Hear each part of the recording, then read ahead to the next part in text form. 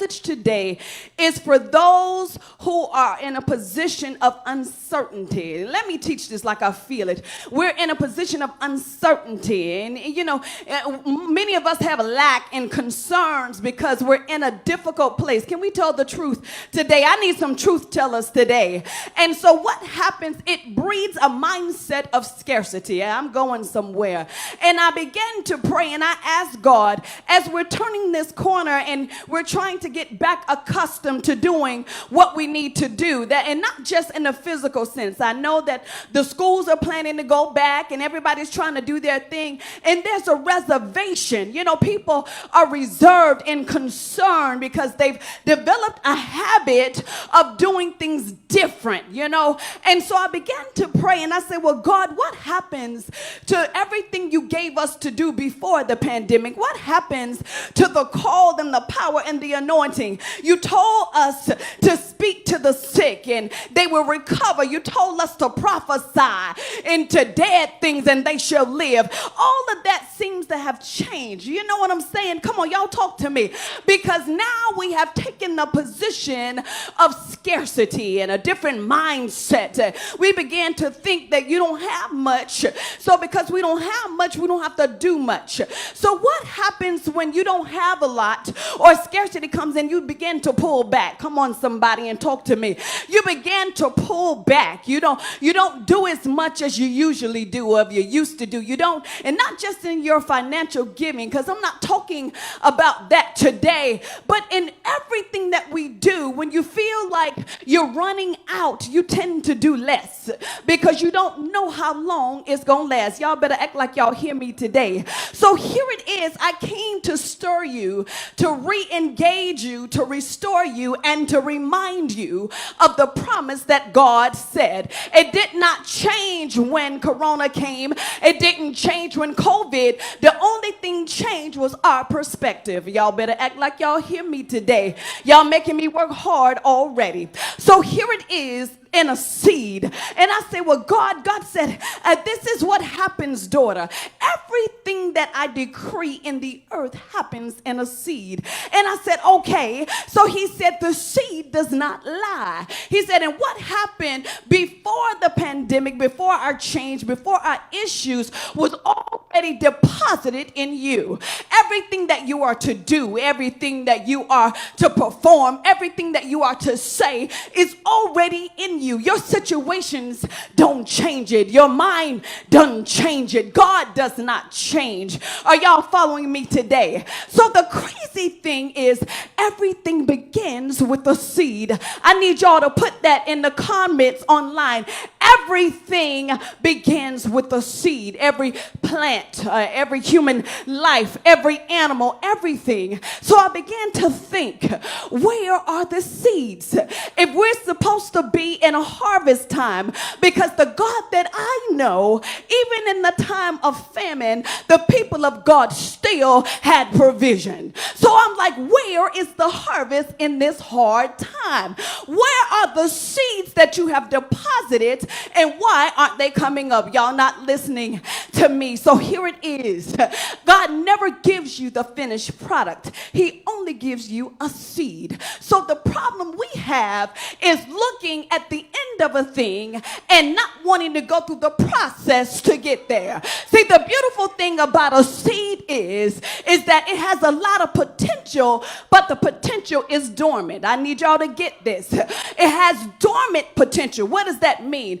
It can lay on the side for days, for weeks, for months, for years, and not accomplish anything until it is planted. Oh, come on, somebody.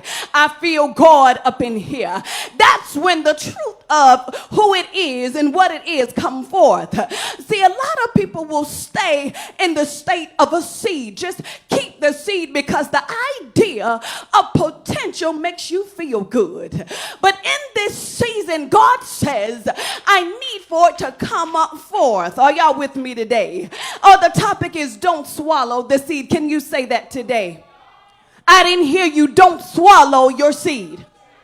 So here it is that when you were little, if you're like my mom, your mom told you don't swallow the seeds in fruit. Come on, y'all, look at me like y'all understand me. Don't swallow. Did your mama tell you that?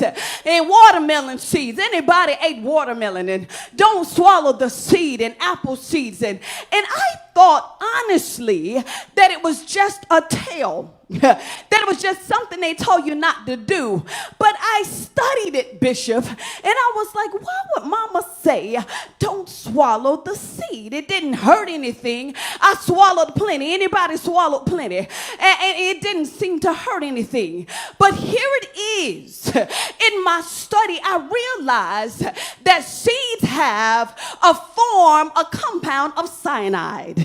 And cyanide is poisonous.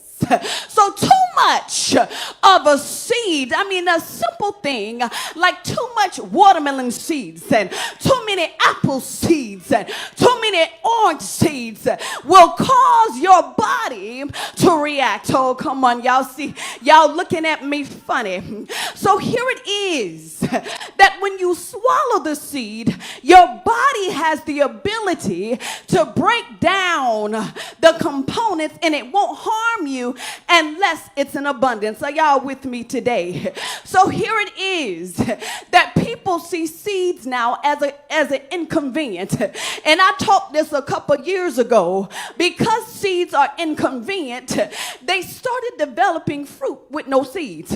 Oh, y'all come on and get with me today. And y'all know that seedless fruit. Y'all stop eating it. Because I realized while it is convenient, it has an inability to produce. And God told us to be fruitful and multiply. I thought I was preaching to some people that needed a word today.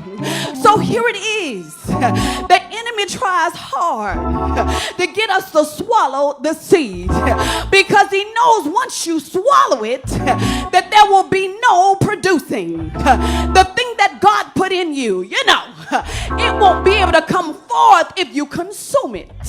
So here it is. He tries to make you inconvenient and aggravated, annoyed by the thing that God gave you. So he allows situations to come like COVID-19, things that pressure you, things that make you uncomfortable, things that make you second guess who you really are. Things that make you wonder if God is really with you. Are y'all with me today? And so it leads to a generation of seedless believers. They don't have any seeds in them, because they swallowed them. They didn't use them. And I'm going to teach you what that means. So here it is, that there is a process that the seed must go through. Can y'all hear me out there, TLC, out there in online land? There is a process that we must go through.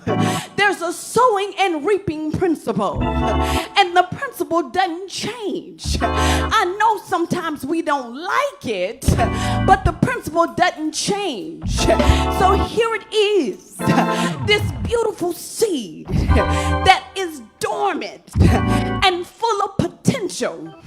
And now God says, you got to do something with what I gave you. Well, wait a minute, Pastor. How do I know what a seed is? I'm going to help you today because the enemy makes you feel like there's nothing to you. Now, the beautiful thing about sowing is that you got to put it in the ground and you have to water it and it has to germinate. Oh, come on, it sounds like a big word, but it's not really that big of a word. What it means is that you get in a condition and you get in a posture that you begin to spring forth. You begin to release. You began to bring sprouts. You began to spread your wings. You become recognizable. You become identifiable. Are y'all not listening to me? I thought some people were germinating. You thought you were buried, but really you were planted. I need you to understand the difference. Bishop began to talk about about it on Wednesday, and he talked about being buried and being planted. And what I found out, buried means you try to hide it. Buried means that it's dead. Buried means that there's no possibility. Buried means that there is no hope. But planted means I have great anticipation. I began to decree a thing. I began to speak over a thing. I prophesied to the situation. I came to tell you today, don't swallow your seed, but plant your seed. I need y'all to get this today. So here it is. You sow in two realms. I got about 12 minutes. You sow in the natural sense, and you sow in the spiritual sense. I don't know if we have any farmers out here, but I don't have a green thumb. I tend to kill everything, y'all. I forget to water it, and sometimes I forgot to break up the ground.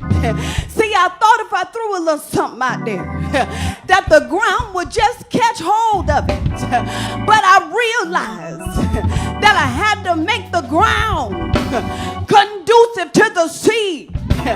We are the ground, and sometimes it don't want to receive the seed. I need y'all to get this today. So here it is. When we were in Tallahassee, y'all might have heard this story before. We didn't have any grass in our front yard. So Bishop, Mr. Engineer, took the seed and threw it out there in the front yard. And because he thought it would just catch hold and that it would grow. But what happened? There was an influx of birds that thought it was feeding time and began to eat up the seed. And God told me, this is what's going on right now. The believers are throwing out seed with no expectation. The believers are throwing out seed hoping that something catches. The believers are throwing out seed not really understanding the purpose by which they are here. Are you getting this today? Let me slow it down. So here it is. We sow in two realms. So in the natural realm, y'all plant collard greens and tomatoes and all this stuff. Some people got scared with this pandemic and started doing gardens because they thought we were going to run out of food. Sometimes trouble will make you discover a whole new skill. Oh, come on, y'all better hear me today. So here it is. Today I want to talk about when you're sowing in the spirit. When you're sowing in the spirit, we quote this scripture often. I want to give you a different perspective today. When we sow in the spirit, it's not like sowing in the ground. When we sow in the spirit, we do what God has commanded us to do. We submit to his will. It's sowing. If you don't do it intentionally, your seed will lie dormant. What does that mean? You will be gifted and anointed in the chair. You will be powerful at home, but it will never reach its full potential because you did not plant it. Are you with me? So the enemy tries to tempt you to swallow. He says it ain't much. It ain't gonna do nothing. You don't need to be concerned about doing that. Focus on you, because that's what happens right now. The believers, the generation of intercessors won't even show up to intercede. What is happening to the seed of intercession? The servers won't show up to serve. They not even asking God, where is it that you want to dispatch me? Where is it that you want me to show up? Because the seed is always bigger than one person. You never know how many trees are in an apple. Oh, come on, you got to get this today. You can count the seeds, but you can't count the trees. You don't know what's really in you. You hadn't even discovered yet what God wants to do. Can I go a little bit further? Oh, my time is going fast. Galatians 6. I need you to write this down, says, do not be deceived. God cannot be mocked. A man reaps whatever he sows. And I know most of the time you hear this is about preaching. The one who sows, I need you to get this part, verse 8, to please his sinful nature, from the nature will reap destruction. The one who sows to please the Spirit, from the Spirit will reap eternal life. What does that mean? The enemy entices us to eat our seeds. What does that look like when we please ourselves? When we live to please ourselves. When we live to benefit ourselves. And God becomes an option, and he's no longer your lifeline. Y'all not getting this today. God's plan is released in a seed form. And I need y'all to get this today. How do you know? He told Jeremiah, and y'all got to get this, Jeremiah 1:4. He said, the word of the Lord came to me. Before I formed you in the womb, I knew you. He said, a seed. Don't y'all know that a man deposits a seed? Y'all better get this today. God said, before you got to be who you think you are, and some of us think we're pretty bad. We think we can do whatever we want to do. He said, I appointed you. I deposited a seed in you. I put it in you on purpose, and I'm looking for a return on what I put in you. Y'all not getting this. So Isaiah 55:11 for the word people. He said, it is the same with my word. I sent it out and it always produces fruit. Did y'all get this? That's the NLT. He said, my word always produces fruit. What does that mean? He said, I put my seed in the word, and every time you take the word, you get a new deposit of a seed that is to be manifested through you. Are y'all not getting this? Y'all looking confused today. I need you to understand. He said, it will not return to me void or empty. Can y'all give me a few more minutes?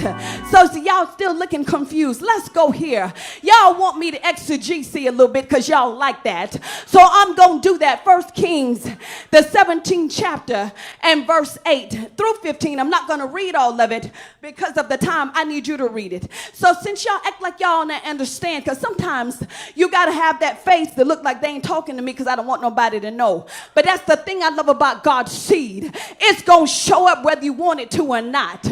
I need y'all to get this. So here it is in this verse. It said, then the Lord said to Elijah, go live in the village of Zarephath, near the city of Sidon. I have instructed a widow there to feed you. So he went to Zarephath. As he arrived at the gates of the village, he saw a widow gathering sticks. He asked her, y'all please hang out with me. He said, would you please bring me a little water and a cup? Check this out. As she was going to get it, he called to her. Oh, this about to be real shady. Bring me a bite of bread too. Since you're going to get me some water, I need you to bring me some bread. I need you to go and read this. Now don't get ahead of me because I need y'all to understand. I got a few minutes to break this down for you. So here it is that the prophet shows up in this city. Now I need y'all to get this because this is important, because it's going to help you understand where we are right now. Nothing in your life just happened. Everything that is occurring right now at this moment is a part of God's plan.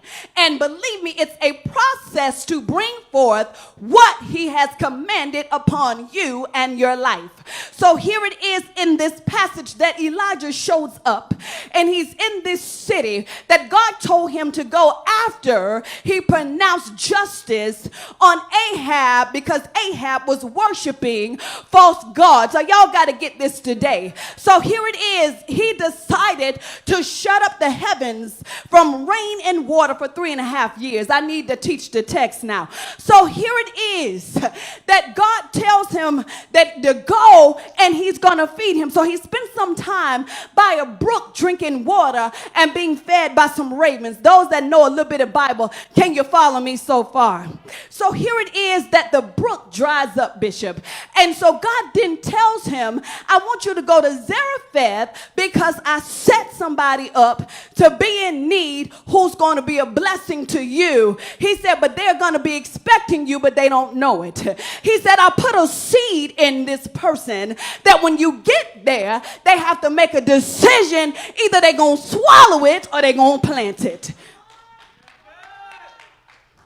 So here it is that he comes across this widow, and this widow is picking up sticks. Now, y'all might know a little bit about this story, but the thing about this widow who believed in the God of Israel, who lived in this pagan place, she was surrounded by Baal worship, but she was a believer in the Most High God. I bet you won't look at your neighbor and say some of the things that you're going through is a setup for God to bring forth what he put in you. Y'all not hearing me today.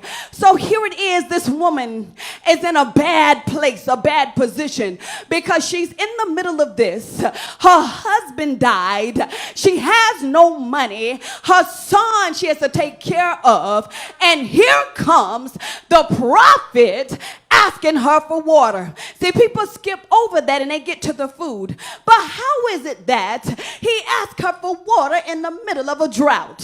One of the reasons he had to leave the brook is because the brook dried up. Y'all not hearing me today. Your situation is a setup. I know you don't like it. I know it's uncomfortable. But here it is.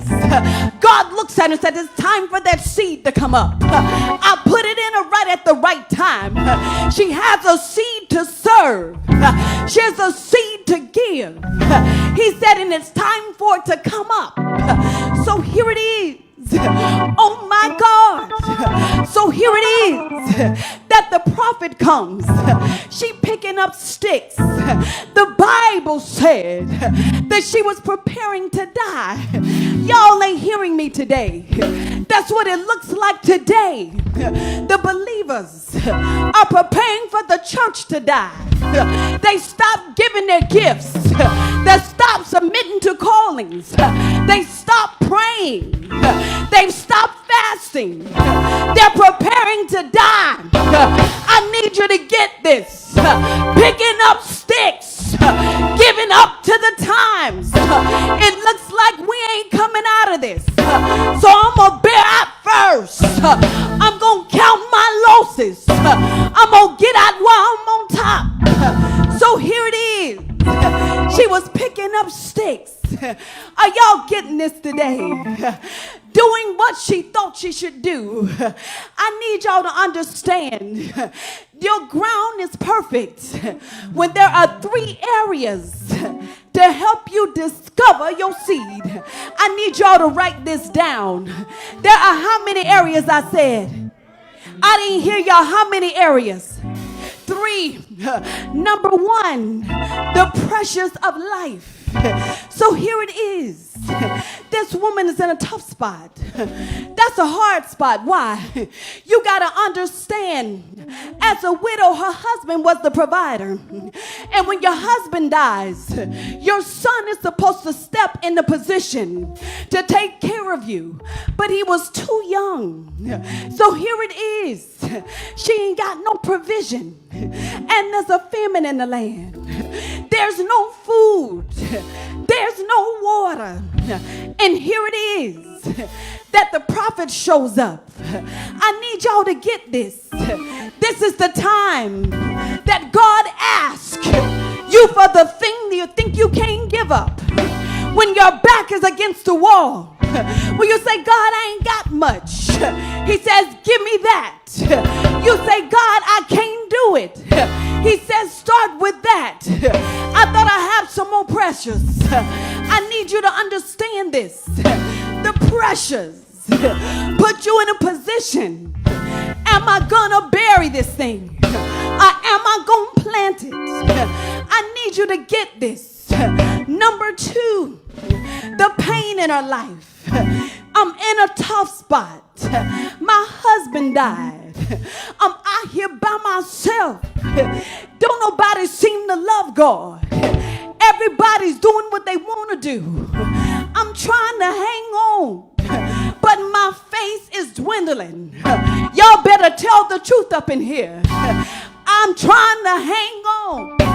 It's not that I don't love God, but I'm all alone. The pain of not knowing, am I gonna make it? The pain of not knowing, am I coming out? I know I've been saying it, but I don't really believe it. I'm in agony.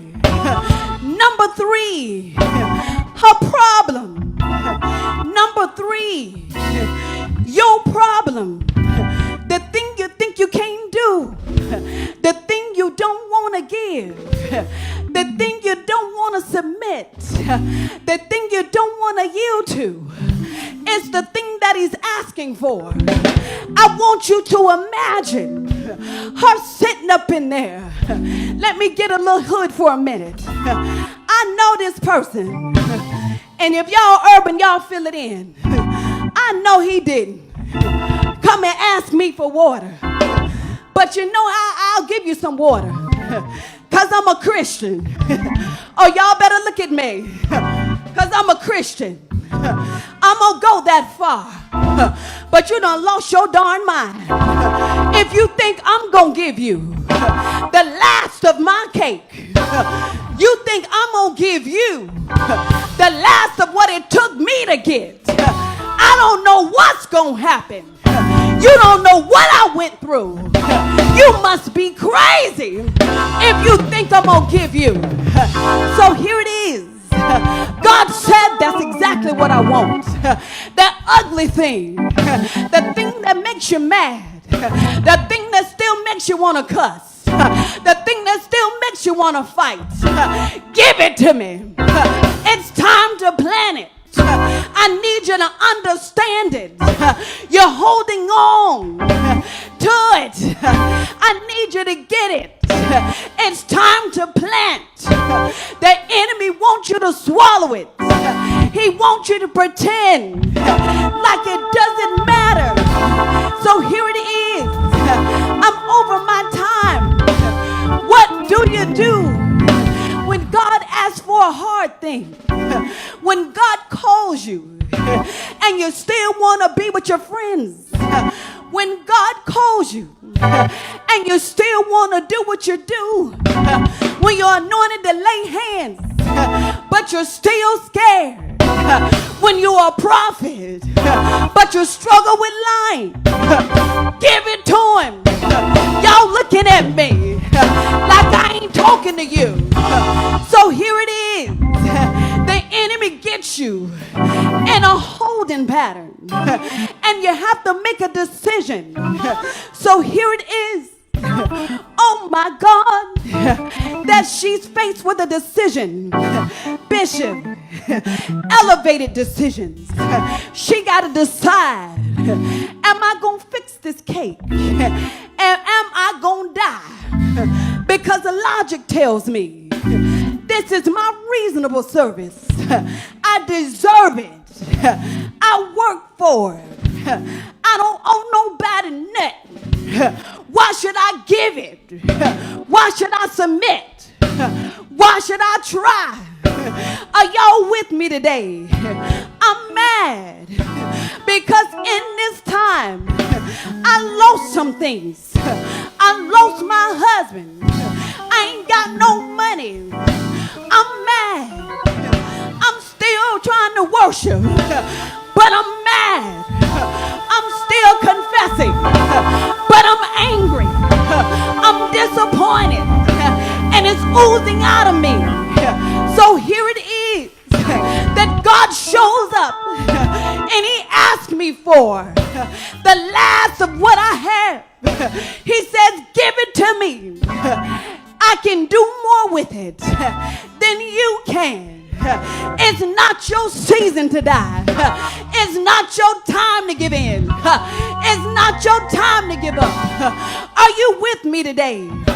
When God asks for a hard thing, when God asks for a hard thing, what will you do? I gotta make a decision. I gotta make a decision. I gotta move on. I need 2 minutes. Oh my God. So the enemy tempts us to swallow the seed. He tells us, you the only one who's trying to do what's right. You the only one. Eat your seed.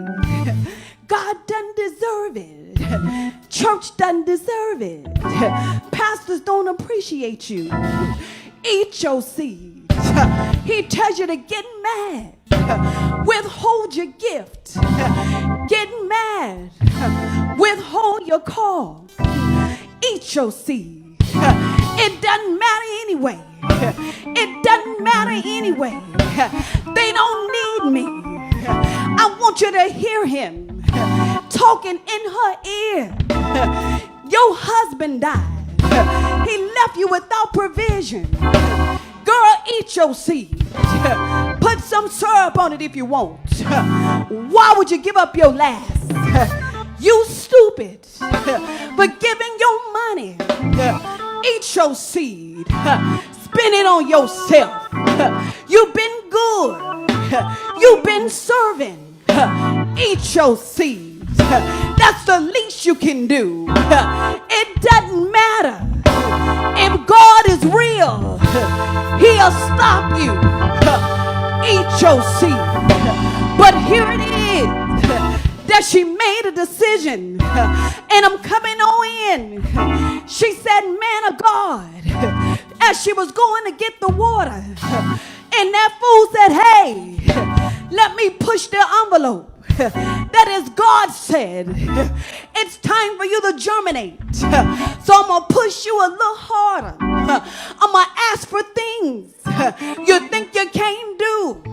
He told a blind man to see.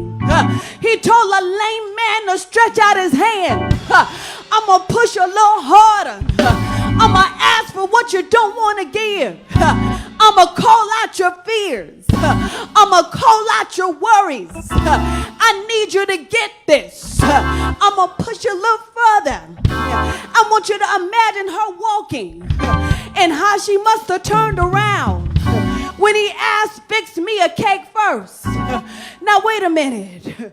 If she was from this area, I can imagine what kind of look she gave. Are y'all hearing me today? Y'all know we can be politically correct.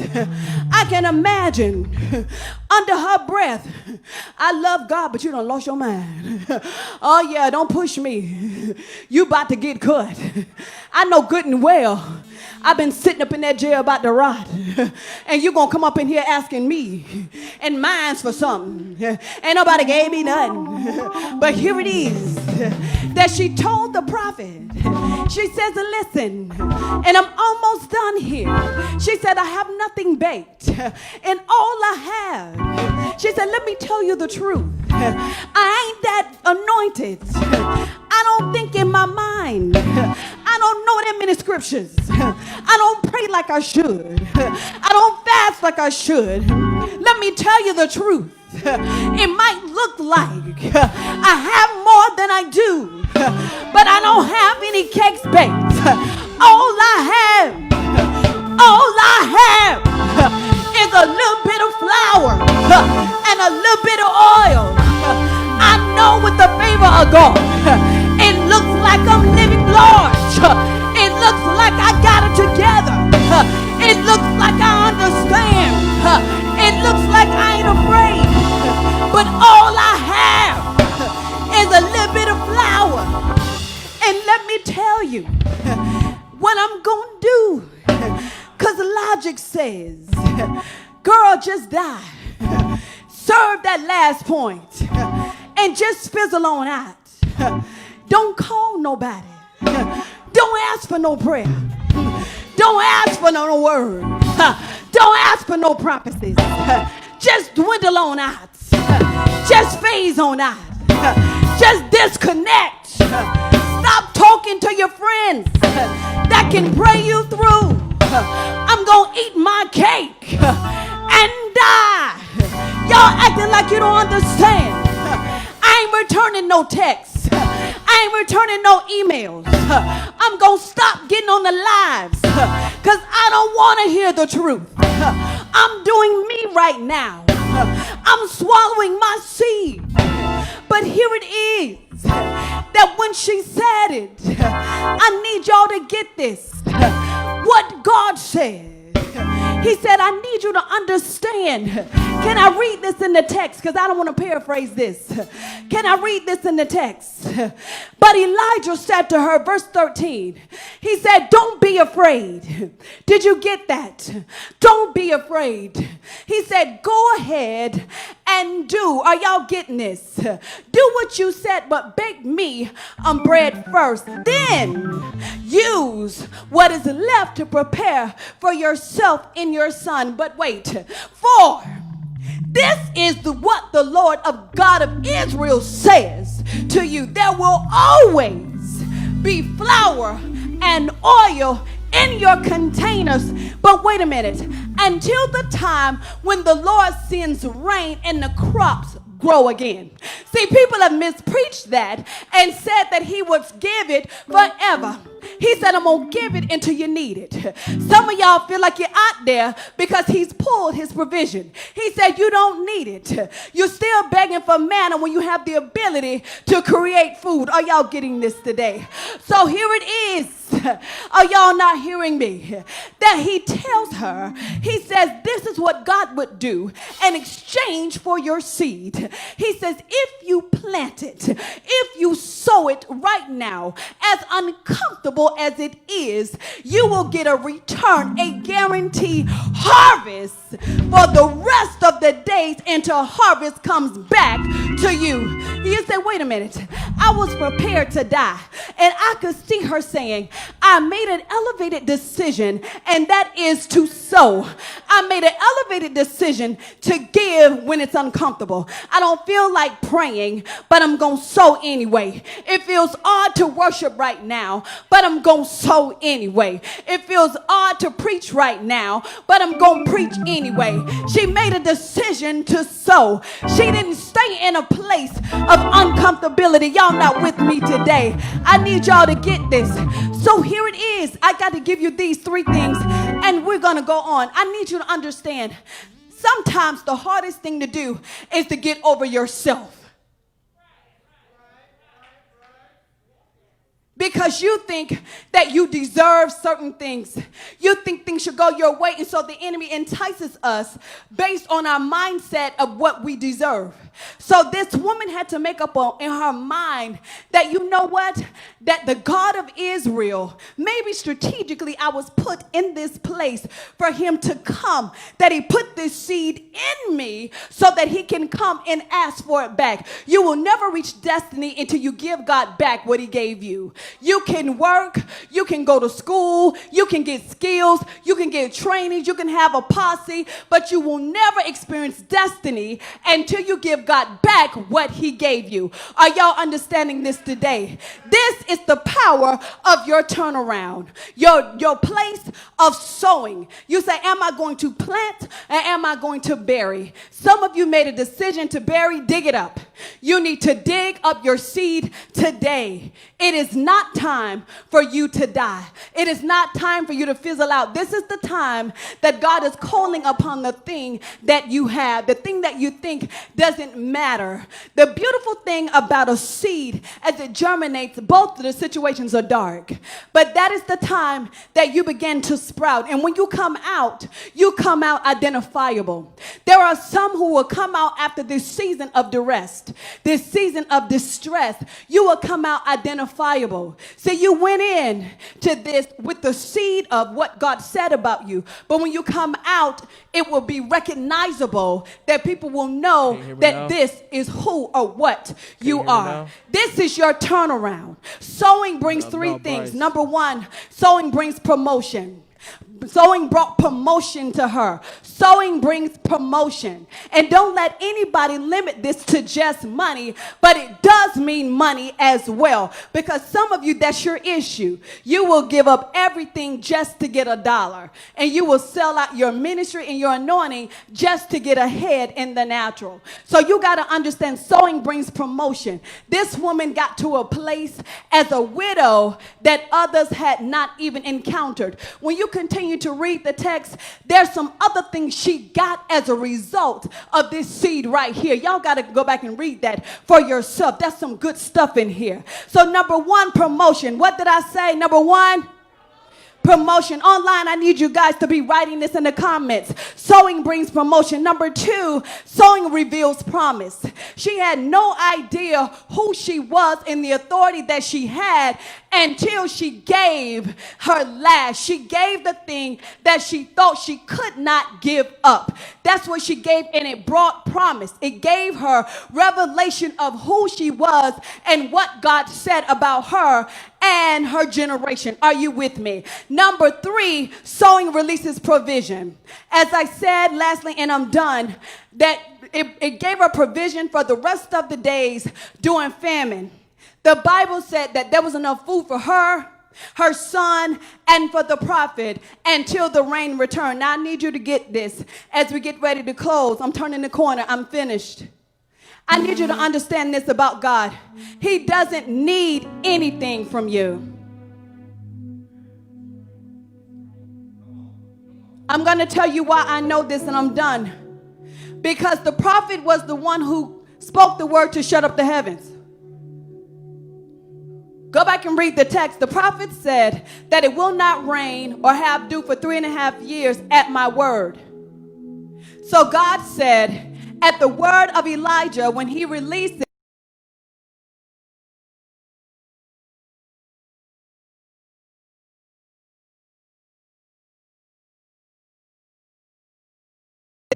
I thought I had some Bible people. God fed him with ravens. The beautiful thing about this text is that she had to make a choice to give her seed. He's not going to take your gift from you. He's not going to force you to use it. He's not going to force you to say yes. Some of you know that there's a call on your life and you will be caught in your rebellion. You don't have as much time as you think you do. The seeds are never just about you. God said, before your mama met your daddy, I put that seed in you. He told Jeremiah, you're going to be a prophet. You don't get a choice in this. He said, this woman is going to be in this difficult place, the hardest place of her life. And she's going to have to make an elevated decision. Will I plant? Will I use what God gave me? Or will I swallow it? Will I benefit from myself? There's a whole abundance of people who are doing things and calling it a call, and it is only benefiting them. That's the beautiful thing about a seed. Y'all can stand. I'm done.